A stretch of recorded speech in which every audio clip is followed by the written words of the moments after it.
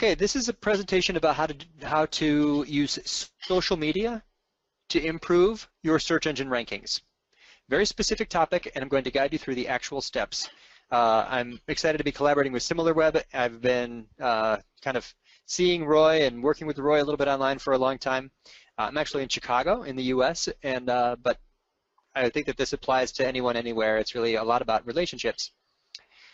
So there is a Similarweb. I hope that you are all very familiar with it. Amazing tool with amazing data, lots there. Here is the correlation between social media and search engine optimization. There are, of course, there's evidence that pages that get shared more do rank higher. These things correlate with high rankings at different rates. But correlation is not causation. There's all kinds of different correlations. There's in fact a correlation between, this is so funny, a correlation between the number of people who drowned by falling in swimming pools and the number of movies that Nicolas Cage appears in. Very, very strange, right? It's not a meaningful correlation. It's a very strong correlation. It's just coincidence, right? Correlation is not causation. If there is a correlation, if there's a cause, maybe it's that the lifeguards are going to see Nicolas Cage movies. That's totally crazy. That's obviously no cause at all. That's kind of a joke. So I want to show you that there is a specific causation, and that is in Google Plus for visitors who are logged in. It's the personalized search results. If Jack puts Jill into a Google Plus circle, and then Jill, who's now in one of Jack's circles, searches for a page about buckets, and Jack has +1 to page about buckets, that page will rank higher in search. Because Jack +1 to the page, and because Jill put Jack, bless me, because Jill put Jack into a search results into a circle, that page will rank higher for Jill when she is logged in. That's the causation. Now, before I can help you guys understand better the real value here, it's about first understanding the value of links. Now, this is how Google works. Google is like the mean girl that you used to know in high school. You can get her to like you, but you have to get everyone else to like you first. That's how Google works. You can get Google to like you, but you have to get other web pages, other websites to like you first, because links are credibility. Here's how it works. When a page links to another page, it passes that credibility to that page. This character is talking about that guy. It's passing credibility. You can't say I'm credible. You can't say trust me. That doesn't work. It doesn't work in real life, and it doesn't work in Google. You need to get other pages to link to you. This is something that hopefully we all know. It's just about this is the main criteria through which Google judges websites. So if there's a lot of pages that like you, you actually are more credible, right? You need a lot of these little guys to like you, and then your page becomes a more credible web page. Or you can get a link from a big, powerful page that passes a lot more credibility. So the rest of this presentation is about how to get those really authoritative links, about how to get a lot of credibility. And it's by paying attention to the people that create links on these other websites. Here's how it works. The number and quality of links is the biggest factor in Google in how high you rank. So how do you get those sites to link to you? How do you get a lead to the website, right? Let's work backwards from the actual lead. Someone comes to your website and becomes a lead. That happens because there is traffic, and that traffic converted from a visitor into a lead, right? It's the total number of visitors times the conversion rate that equals a lead. That is the actual the math of lead generation, right? Or e-commerce customers, or nonprofit donors. It's all the same thing. So you have to have a total number of visitors, and you have to have those visitors take action. Marketing drives traffic. Good web design drives conversions. You have quality traffic because there is rank, because when people search for something, they found you. Now, why do you rank? It's because there are links in that page that indicates its relevance for content, right? This is a lot of what I teach, and a lot of what I want to help you understand. It's you have to have a page that indicates its relevance, but also that page has to have authority because other sites are linked to it. The link happens because you have a relationship with someone who sees something that you create. It's about the relationship and the pages. So as long as you have a page that's relevant for a topic and someone who creates links sees it, That's when a link happens. Think about your marketing. Think about your writing. Think about the links you created. You linked to something because it was good and because you knew that it existed. This is the secret. There are two kinds of people on the internet. There are people who create content, and there's everybody else. They call them contributors or just lurkers. They're just reading stuff. They're consumers of content, but they never make content. 1% of us are the people who make the internet. Those are the content creators. So you can use social media in two different ways. One, you can use social media to get a lot of people to see you and to connect to many people through one social network. Or you can use social media for influencer marketing. You can use it for networking. You can use it to connect to one person through many different social networks, right? It's not about content promotion. It's about online networking. It's not traffic that shows up in your analytics. It's about relationships and friendships. It's not the direct benefit of social media. It's about the indirect benefit of having a large network of bloggers and people who create content, the people who create links. The links that create the rankings, the ranking that creates the targeted visitors, and the targeted visitors that can take action and become a lead. This is the secret to SEO. You can't really do SEO without relationships, right? You need to connect to people who create content. So here's how it works. Who creates content? Journalists do, authors do, podcasters, academic researchers, event producers, but of course we're mostly talking about bloggers and blog editors. Those are the people who create content all the time. So our goal, and this is like influencer marketing, is to connect with people who have already built the audience we want to reach. Then we want to borrow that audience from them in a very sensitive and considerate way. That's the definition of blogger relations. That's the definition of influencer marketing. That's the definition of digital PR, right? That's digital PR. And it turns out that social media is actually the world's greatest phone book, which makes this very easy. So I'm going to show you how to find these people and connect with them. You can use a social listening tool or use a Twitter search tool or Twitter's own tool if you want. I use FollowerWonk or just any other Twitter search tools. Twitter search tool is really bad, so we use different tools. Just put in your topic. Let's say I'm a dog trainer, and then put in the word that indicates that you're looking for a content creator, like blogger or writer or author. Now you're seeing all the people who are content creators on that topic, and it sorts them by the size of their following. FollowerWonk even shows you a social authority score, like what is their score on a scale of 1 to 100. If it's a 1, that person's probably not a real person. That might just be a robot. A fast way to find content creators. Don't just search for the topic. Search for the topic plus the keyword that indicates that they're a content creator. Build a list. Keep track of these people, right?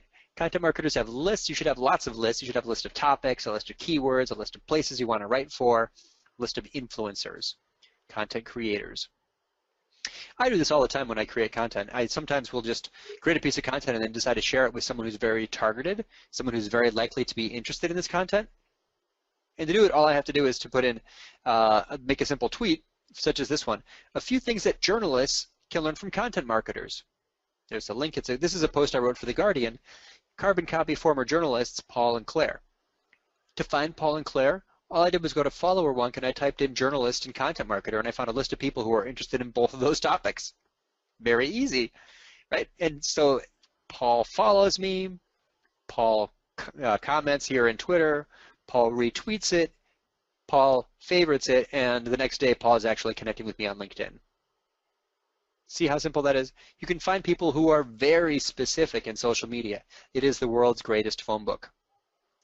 Now here's an engagement checklist that GrooveHQ created, which I think is not enough. It just says follow them, send 2 tweets, comment on their blog, share their blog a few times, and then you can send them a personal email and they'll maybe do what you hope they'll do. Include you in their content. Not enough. I want to go through a longer checklist of everything you need to do to become friends with even very famous people because you take more steps. First, listen to them. That means subscribing to their stuff, put some alerts out on them like Talkwalker alerts. Newsly is another one that will show you all the publishing done by everyone in your in LinkedIn, social networks. Google Plus is a good place to find people. You can add them to circles there. There's 700 million people, I think, in Google Plus. Follow people on Twitter, and then add them to a list. We have to use the list to watch these people. When you create a list, you can watch the list separately. I like to use HootSuite. It creates several columns. Here's the list. Here's my list of radar on the right. These are people that I want to connect with. Put them on a list. Your home stream is too noisy. You'll never see their stuff. Make a radar list. Don't even make it a private list. You want people to see you when you put them on the list. Now you're more likely to see their stuff, respond, comment, share, interact with them. Feedly is another good place. When you subscribe to all these people's lists, you should have 25 or 30 that you're following. You can actually put them in a separate category in Feedly, so you can see all their stuff at once. This is a very powerful tool, is to listen to these people through lists like categories in Feedly or a Twitter list. Google Plus is a list, right? Everyone that you connect with there, they have people who create stuff. This is a circle I have in Google Plus called Content Creators. Now you're going to engage with them. You can favorite their stuff. You can +1 their stuff.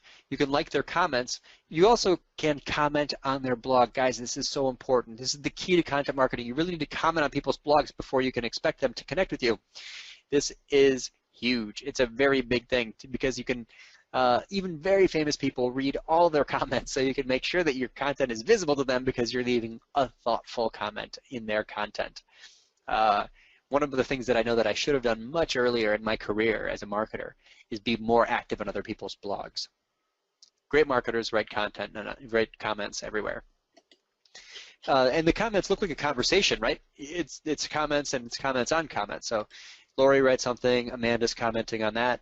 Lori responds, Amanda thanks her for her response. And then Leoden jumps in. You can see how these conversations continue, and it creates a little social media activity around the content. When you do that, you're becoming visible. Here's more ways to be visible. Connect with them on LinkedIn. Now they know about you. You've been having conversations with them. You've been promoting them and talking to them. Once they're connected on LinkedIn, you can have more conversations with them there. Endorsements, recommendations are huge. If there's a blogger you really like and respect and you're gradually becoming friends with them, write a recommendation for them. Now you can send a friend request to them. You can like their content there. Facebook and LinkedIn are symmetrical networks. They have to approve it, which means it's a higher bar. You really do need to seriously probably know the person. Now, LinkedIn is very messy. So when you connect with someone on LinkedIn, you need to tag them, or else you'll never find them again, because a lot of people have hundreds or thousands of connections. So create a custom tag. This is the custom tag that I use in LinkedIn for all of the content creators. This is the 1%. I'm connected with Beth. I tag her. Beth is a blogger and a writer. So I have that connection there now. So I can easily find her again later. Now, this is where it gets creepy unless you truly have become friends with them, but there's lots of other social networks where you take an action and become slightly more visible to them. Quora, Medium, Instagram, Yelp, Meetup, Storify, Listly. You can even follow people on apps. Spotify, Runkeeper, Fitbit. These are different activity tracking apps or music apps, right? These are like little social networks. And if you're friends with the person, it's not that weird. Just go ahead and connect. You're really trying to build a relationship with them. Finally, you can connect with them if they're a podcaster. Review their podcast on iTunes.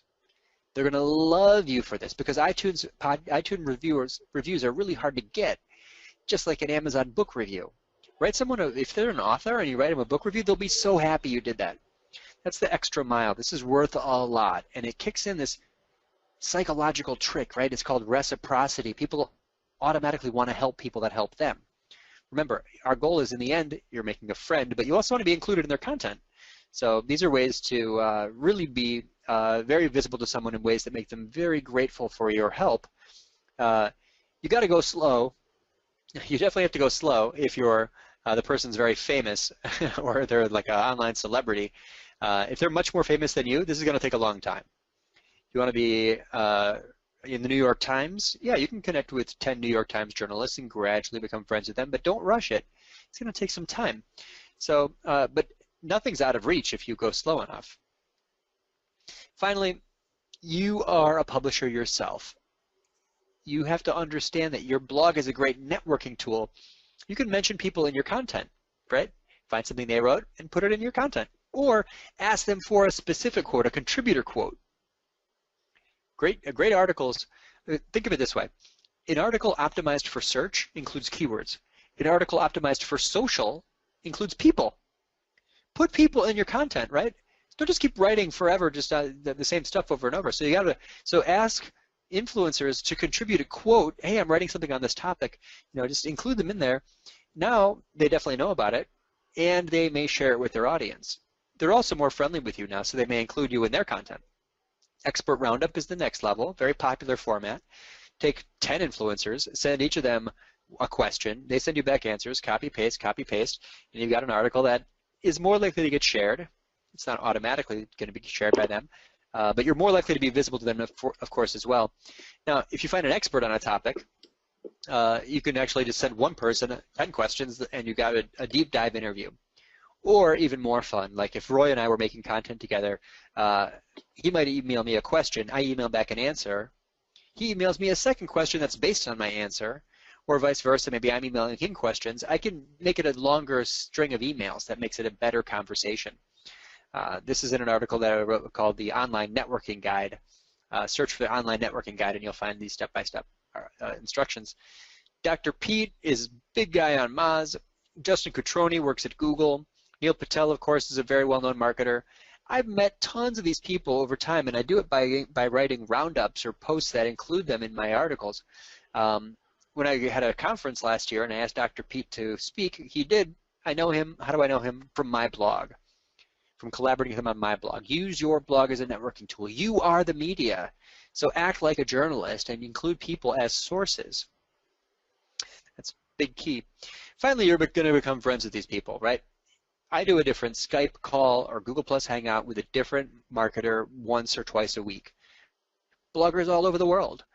Once you connect with someone, the email is very short. It just says, "Hey, I'd love to learn more about that topic, and maybe there's something I can share with you.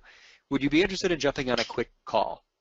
And I do these calls all the time, and I have a great network because of it. Some of my favorite marketers on the internet are people that I've talked to, right? And some of them I've become real friends with, right? I get text messages. I get text messages from, Heidi Cohen and Barry Feldman. I do calls with Stony de Goiter and all these different marketers that I know and love. Henneke in England and people all over the world. Face-to-face meetings are really the best. That's a real connection. Now you're really becoming friends with them. Here's an idea, a mastermind group. Find 3 or 4 or 5 other people who are kind of at a similar level as you, and just say, why don't we all get on a call once a month or every other month, and we'll just have a conversation about what you're working on. Am I working on something that you can contribute to? Are you working on something that I can share for you? Have a little content promotion group. You'll get great results. Also, the handwritten thank you note is very, very powerful. Easy to do. Very few people do it. If you want to be in the top 1% of networkers, go offline, right? Take this offline and send them something in the forgotten inbox. Write them a thank you note. I write at least one handwritten thank you note a week. It's a way to just instantly set yourself apart from everybody else that's out there. If you're not making friends, you're doing it wrong. Very simple. Make sure you are constantly meeting new people and constantly building your network. You should be making friends. You can't do this. You can't go it alone. You're never going to rank #1 in Google for that big money phrase if you don't have a network. This is the key. This is the most important thing. Now, you don't really have to pay that much attention. Here's the Groove HQ format for a relationship building email. And they say, oh, have a light conversational tone, identify what the reader's challenge is, ask them for permission. Yeah, you might get good results that way, but you don't necessarily have to structure it that way. It's not the most important thing. As long as you really build a relationship first, you don't have to go through this long, specific process. You can send a short email and get great results because you're friends with them. Make sense? Which link building tactics are most effective? Yeah, it's content and outreach. That's how marketing works. That's how people do it. And I publish everywhere, right? This is all these opportunities I've had to publish in all these different places came from this approach, right? It comes from this approach. That's how you can become an influencer yourself. Bottom line, right? You need to build your network. This is how to do it. Here's a trick to building your network faster. You want to connect with people in more than one place. So when you promote a piece of content somewhere and it gets shared somewhere and gets comments, you can go back and use a tool like Topsy to see the social shares. In this case, Topsy shows me the social shares in Twitter. These are all the people who shared that article in Twitter. It has a tab to see just the influential people. Quite interesting. Now I can take those people who shared it in one place. When I share it in another place, I can thank them for it. So I'm thanking the people. Here's a post in Google+. You could do this in LinkedIn or anywhere. I'm thanking the people who did an action in one place in another place, because now, yes, they already saw it. They're more likely to share it in this network. I know they liked it. If I'm not connected with them yet on this network, they'll probably connect with me here, right? Action happens in location A. Thank the people in location B. That's called crossing the streams. Also, here's another great shortcut. Get out there. Get out to events. You hear me, I'm talking to Dina Goldesich and Tom Martin and Andrea Vall and Heidi Cohen and Kelly Kingman and Jill Salzman, and there's me and Ann Handley. I met these people at events, right? These are real friends. I'm truly friends with them because I know them from these places. So that's a good shortcut, is to go out and meet people face to face, find local events, or create your own event. Create your own event. It's not that hard. Just find a good space and use an event registration tool and just start teaching your content. Turn your greatest blog posts into presentations and give them. I have an event I've done every month for 5 years, and it sells out every month. It's called Wine and Web. Every month, pour 10 bottles of wine and 30 people and some pizzas, and I teach web marketing in my office every month and have done it for years. It's a great networking tool, and it pushes me to create more and better content.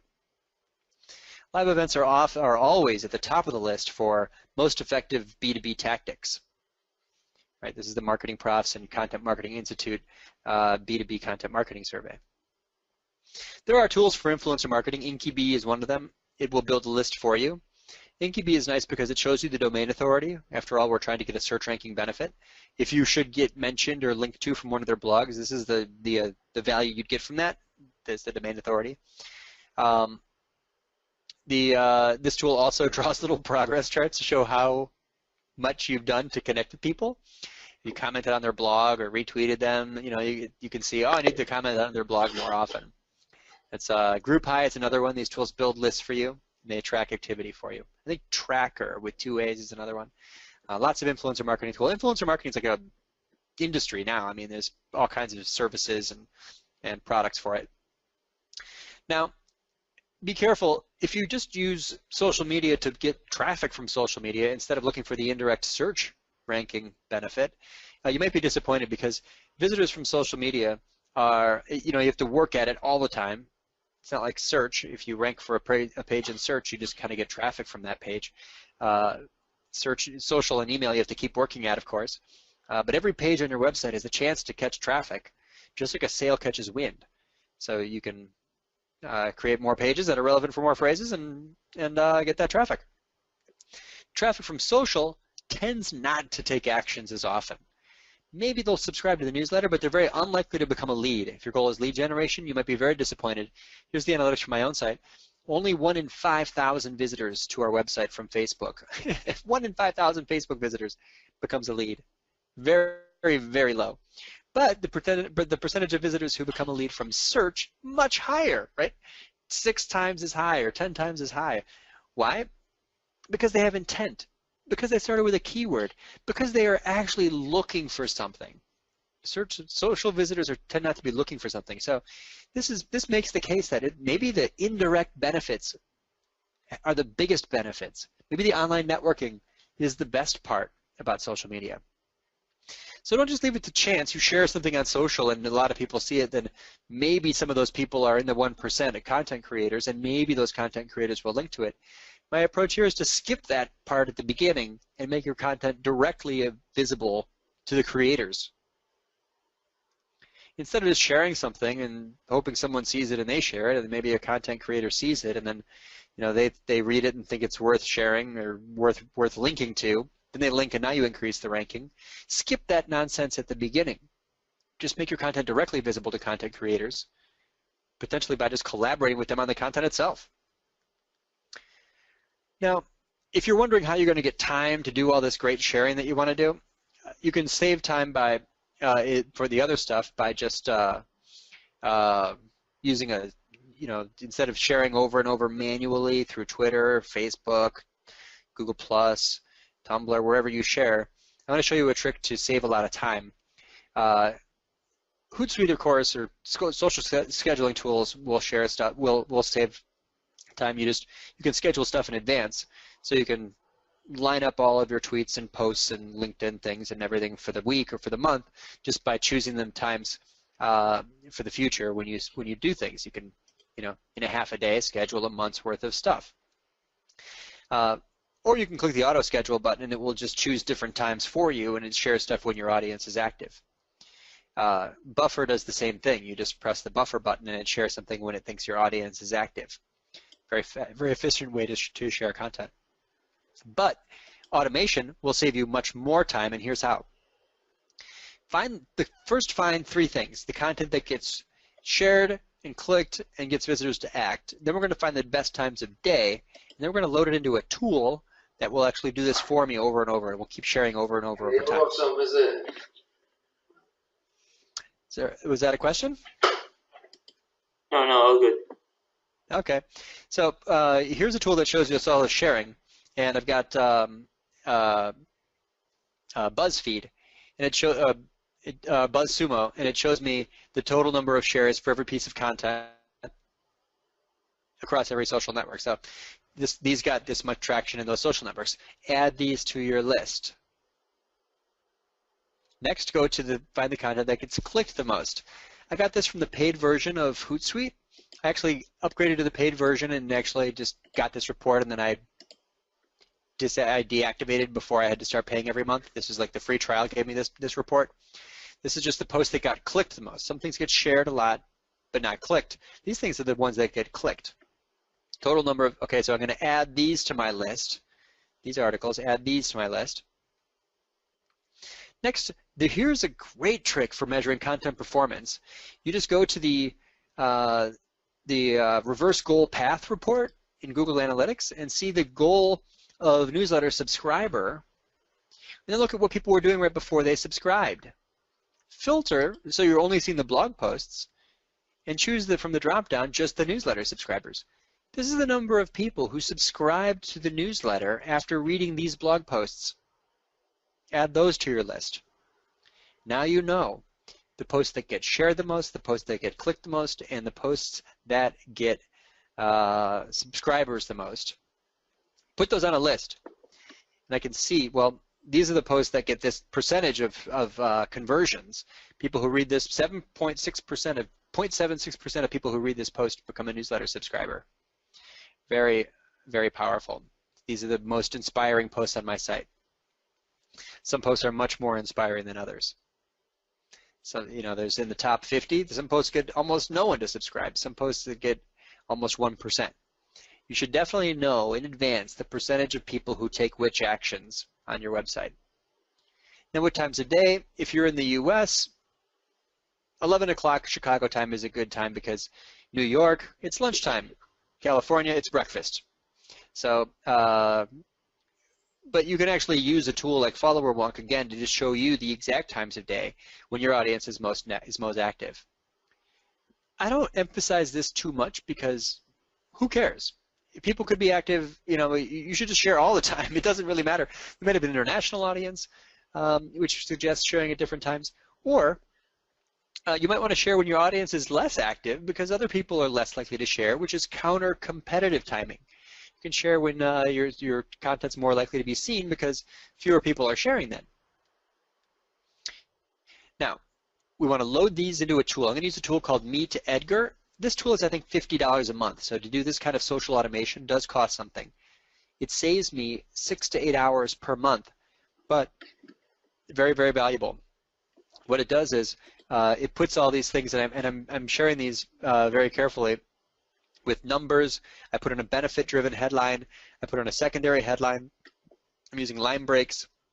I put in special characters like little arrows, and I'm using an image on each one. And I put in like 40 of these different articles that I know are the best for social sharing. Now, I'm using every trick in the book to get these things clicked, right? All these different hashtags, line breaks, images, the link, of course, all these different things. Now they appear in this scheduled tool, and they stay in this rotation forever. So at 9 o'clock on Mondays, I'm sharing this post. Great. 9 o'clock next Monday, it'll share with another one, and at 9 o'clock on the next Monday, it will share another one. So it's like Buffer or HootSuite for auto scheduling, but it never stops. It just keeps going forever and ever. It's a great thing because it really just will save you a lot of time in the content promotion type of social media. Now you can focus your time on the online networking type of social media. A lot of these tactics are in the book. I wrote a book about content marketing. It's just called Content Chemistry. You can find it anywhere. I hope that some of this has been useful to you. Roy is going to stay on here with us. We might have a few questions. Do we have time to take a few questions? Yeah, thank you so much, Andy. That was so helpful. And now let's go to Q&A. We have a first question. So Aaron asked a good question related to our company. We offer products that are very niche and adult in nature. Not too many people wish to share this on social media. So we have to work around this, of course. Is this something that is rather crippling? Sure. So if it's a niche audience, then the value of doing online networking social media is even higher. You can find and share it with very specific people who are just interested in that topic. Of course, there's some people who follow you on Facebook and Twitter, and you have some connections on LinkedIn. Maybe very few, maybe 1% of those people care about your product. So if you search in follower wonk, or you can search in Facebook or search in Twitter or LinkedIn for people who are interested in that specific topic, now collaborate with them on that topic. You can stay in that narrow niche. It's not broadcast. It's like point cast. It's to a specific group. I'll give you an example. I once wrote an article about SEO, which is a broad topic, but the article had a zombie theme, right? Zombies were popular. They're popular in TV shows right now. So how many people are interested in SEO and zombies? 22 people had SEO and zombie in their bio. So when I shared the article, I just put CC in the share and brought it to their attention, and those people were instantly very active. They're leaving comments. They're sharing it themselves. So you have to use a laser focus for a niche topic and make sure that you're finding, connecting with, collaborating with, and sharing directly to people who are interested in that niche. Is that a helpful answer? Yeah, it's very much. Do you think also promoting, he said yes, and I think maybe like doing promotion with the audience will be more helpful to get social shares as well. Do you think so as well? Yeah, I think it's if you are very active within certain places where the percentage of people who like that topic are higher. So for example, if you find a LinkedIn group and the people in the LinkedIn group are in industries and have job titles that suggest they're more interested in the topic, a social share in there might be good. I mean, if you're to start a conversation on that topic. But if you just publish in LinkedIn Publisher, that's a very broad. LinkedIn Publisher is like everybody. It's every topic. It's general business. So you might not get much traction there unless you connect your content to some broader, more broadly interested meaning. Yeah, maybe forums can help as well. Very niche forums. Yeah, forums are perfect. Another question that we have: which social media platform have the biggest correlation to Google rankings? It's Google Plus actually has the highest correlation, but I don't think that means a lot. It's just correlation. I'm not sure why that would have a higher correlation, the number of plus ones, but that is in the Moz Search Ranking Factors study. It is the network with the most correlation, but it's really it's the causation, the indirect causation, which we should pay attention to. Your rankings are going to be much higher when you have built with and are relevant within a network of relevant bloggers to your topic, where you are constantly sharing, collaborating with content, in the same groups.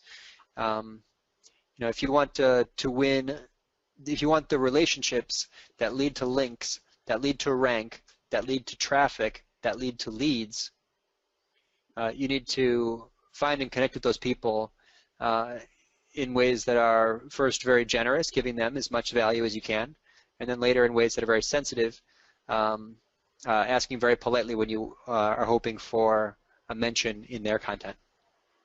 But in addition, people always keep saying that Google Plus is dying. So do you think people do should effort and publish there and effort time there? I'm not necessarily recommending that people are active in Google Plus. It really depends on your network. There isn't one network that's best for everybody. If you're B2B, probably LinkedIn. If you're B2C, probably Facebook. If you're using social media networks as phone books to research people, Google Plus is excellent because there's so many people there. But you can make choices about which social network to be active inside depending on your content strategy. The real value is to understand where your audience tends to spend time. It's not about what you want to do. It's more about where can you connect with your audience. And it might be like a niche forum, like you mentioned, or a LinkedIn group, or a Google community. So you can use every social network is optional, but building relationships with content creators is not really optional. Yeah, I agree.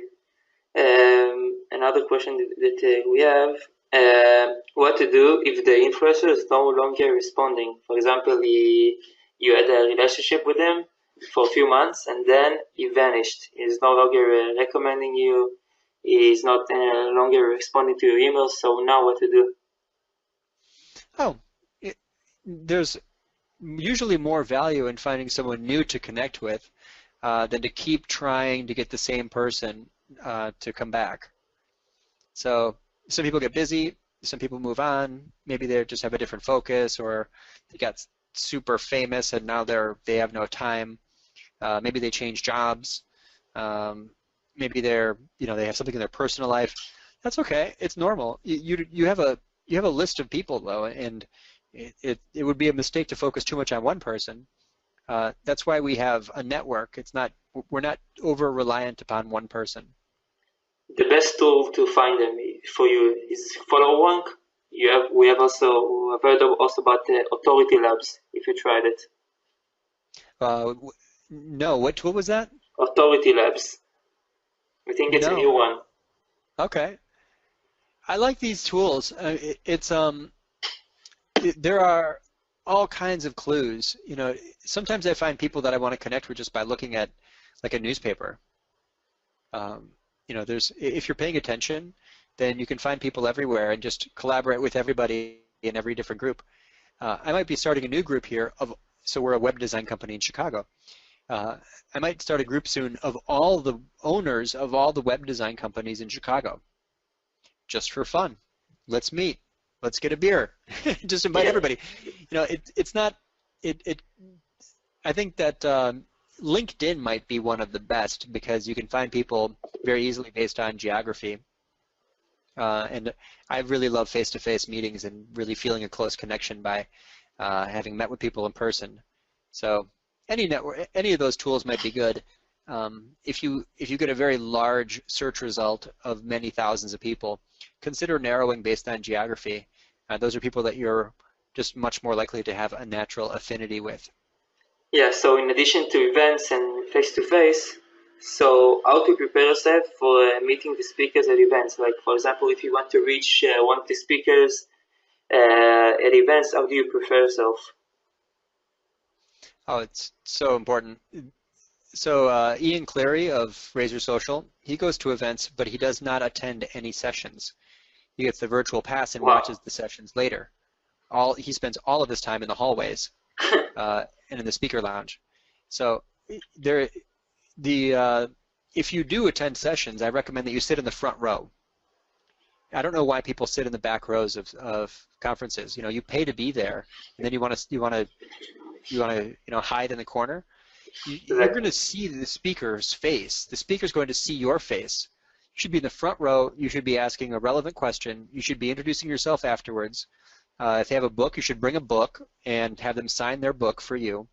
You should ask them an interesting question. If they give you an interesting answer, then you should suggest a follow-up. Here's something I did at a conference. So there was a moderator of the panels, and he was this really interesting guy. He's an editor from the New York Times. And afterwards, I was talking to him about content, and I said, "Oh, the New York Times. You know, I know that you, of course, you use the format of stories all the time. What about lists? What do you feel about lists versus stories?" He said, "Well, you know, I understand why lists are popular, but you know, I need a narrative because I'm a journalist." And I said, "Would you mind if I emailed you a couple of questions and you email me back answers? I would love to just do a tiny interview of you." He's a journalist, so he likes to be interviewed, right? People love to be interviewed. Yeah. Almost no one will decline, right? Ask someone if you can interview them. Almost everyone says yes. So Exactly. he wrote back answers. Lists versus, and then I wrote a blog post about this called Lists versus Stories. I sent this blog post to Copy Blogger. I know Sonia Simone from an event that I was at. I met Sonia one time, and I sent it to Sonia, and I said, "I have an interesting angle here: lists versus stories. The viewpoint of a New York Times editor." She posted it the next week. She loved it. The audience loved it. It was shared a million times. This happened because I was paying attention to and had an interesting conversation with one of the speakers from one of the events. It's a good example of how live events can lead to interesting conversations, which lead to interesting content, which leads to valuable links, honestly. Yeah, I can say from my experience that meeting face to face the people, it's so different and so like actually you create a bond and not just emailing. You see a real person, you met with him to a beer and go to lunch with him. And it's really the best way to for this partnership. Yeah, yeah, it's a shortcut. I mean, you can build your way up to a face-to-face meeting with anybody, but you can skip that entire process at the beginning and just meet with them right away by by finding them at an event. Yeah. So do you think if I'll go, for example, to content marketing event and I want to connect with one of the speakers, so the best way to do it before that is to comment on a blog post, share their stuff, and show them love. And they Yes, probably will notice you in the event. Say, "Hi, I'm Roy from Similarweb," and you say, "Hey, you're the guy that comment. You shared my stuff," and that's a good start. exactly. I'm almost 100% sure you would have success that way. Prior Yeah, to the event, listen to their content, right? Subscribe to their stuff, put them on a list, start watching, share, comment on their blog, favorite their posts. yeah, You maybe even try LinkedIn, you know, or wait for LinkedIn. Then go to the conference, sit in the front row, ask a question, go talk to them afterwards. You know, ask them if you could get a quote on something that you're creating. They're definitely going to say yes to this, right? And then you can email them later, then connect with them on LinkedIn. I mean, you can become friends if you're sincere and you're considerate and you're thoughtful. You can become friends with anyone. I mean, it's networking. It's connecting with influencers. There's a big SEO benefit, but it's also real friendship. You know, these are people that you'll care about, and you know, you'll get to know them and find out what's happening in their lives. And you know, there's a psychological lifestyle, you know, quality of living benefit that goes beyond links and rankings. exactly. If you do it right, you're really going to be friends. Yeah, I totally agree with you. We have time for two more questions. So, what is the best formula from how much time do you need to share your blog post? Uh, I share my blog posts over and over because the content I write is evergreen content that doesn't go out of style. So it's not news, it's not opinion. Um, it's the kinds of things that are relevant, you know, last year and this year and next year. So I put those things into social rotation because I know that you know, they're not going to go out of, you know, they're just useful, like Wikipedia type content. I also took the dates off my blog because the dates don't add any important information. This content is relevant. I keep refreshing it over time. Wow. Is that the question? Is it about Yeah, the duration, the lifespan? Yeah, yeah, it's years. I write things that are relevant for years if I So can. for example, you can share in your Twitter post from 4 years ago, and it will be still relevant. Yep. Sometimes you have to go. I mean, it's tricky because articles about Google Analytics, that tool keeps changing. When you talk about tools, you have to go refresh them. I mentioned follower wonk. There was a different tool I used for this years ago, but that tool disappeared, so I had to update that post and I update the presentations. So there's a risk because you have to keep watching your content, but it's worth more to be the editor of a mini version of Wikipedia where you keep refreshing things that are evergreen. I think it's probably easier in the long run than just to just publish a endless stream of medium quality content that goes out of style quickly. Yeah, because people still believe, for example, if you publish 4 blog posts per day, Google will love your website more. I don't know why. That's not true. Yeah. There's no correlation between publishing frequency and rankings. Yes. That's not why things rank. There is correlation in some cases because if you target a key phrase where there's lots of news and lots of new content coming out, then freshness is a bigger factor.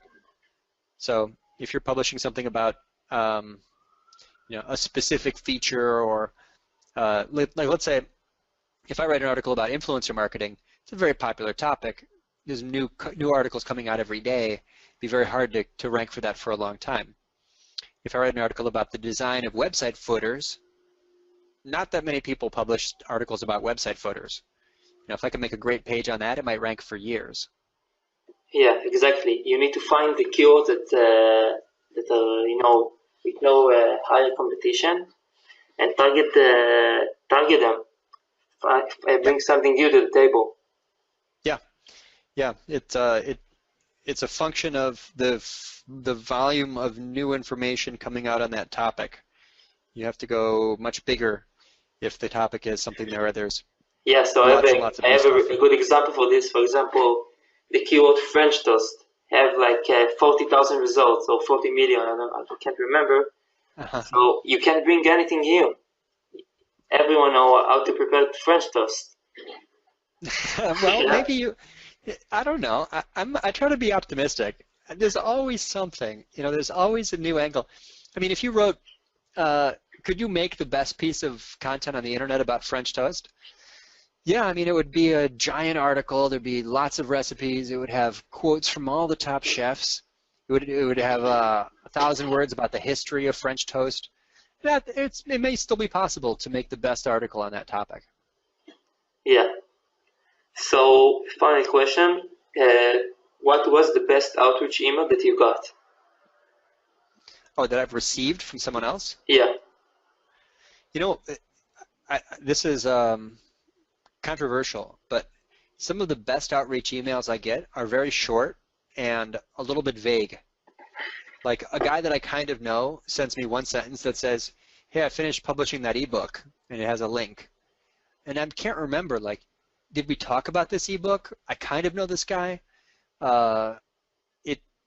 He's not trying any of the tricks. It's totally different, right? It looks like an email from a close friend, and I do kind of know him.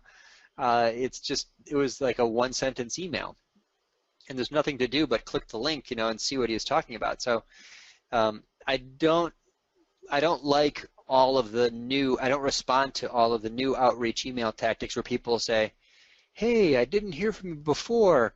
Maybe you got eaten by an alligator. Ha ha. Oh, if you're still alive and you can reach the keyboard from inside the alligator, then write back to me." Like, people are trying to be too clever. They're trying to be too funny. Actually, I'm collecting these stupid emails, and I'm going to write a blog post. If you have a really dumb outreach email, send it to me, andy@orbitmedia.com. I want to do a post about some really dumb outreach emails. I just think the people are doing I think Brent stuff. Fishkin is working on this kind of post as well. Is he? Yeah. You should I'll let him write with him. Yeah, that's great. Yeah. It's really funny. People actually asking him, "Hey, can you give me a backlink on your blog post?" Without any doubt, without anything. just asking for backlinks. Yeah, another, that will never work, of course. Another one that I see all the time, a total stranger says, hey, I see you wrote an article about X. I wrote an article X plus 1. Here it is. Now, it just looks like a robot sent that to me. You know, you're not paying attention to the timing. If you don't get a response, it's because you went too fast.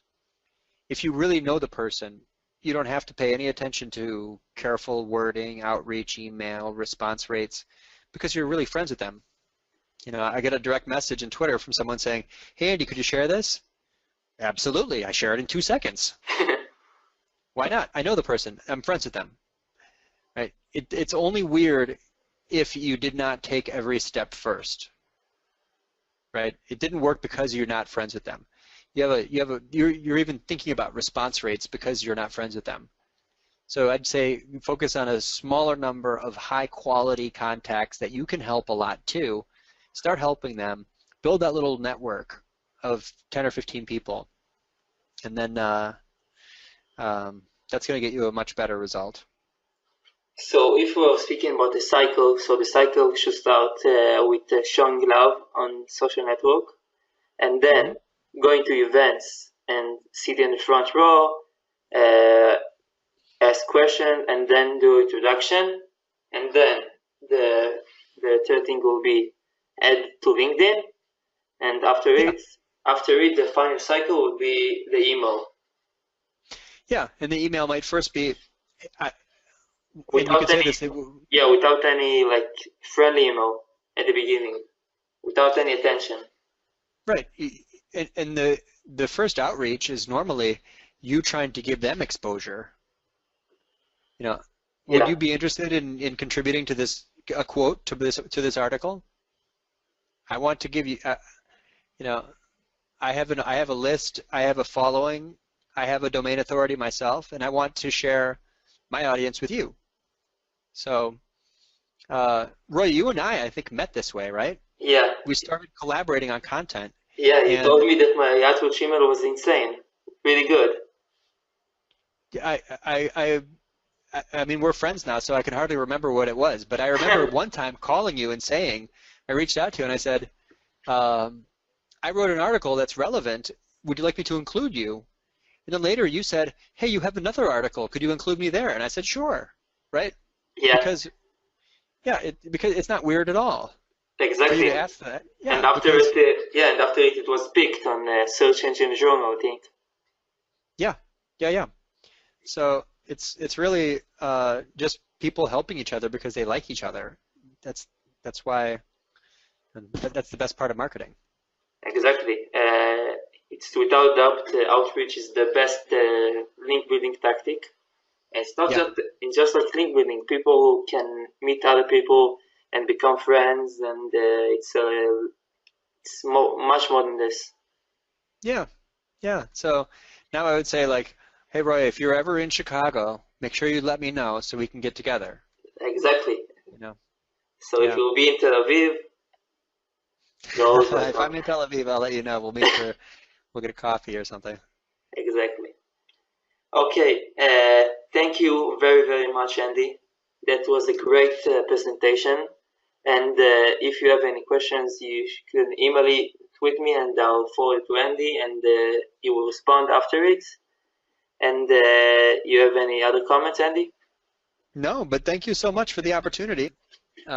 Connect with me anywhere. You can find me on any social network. I'm happy to help anyone who joined the conversation today.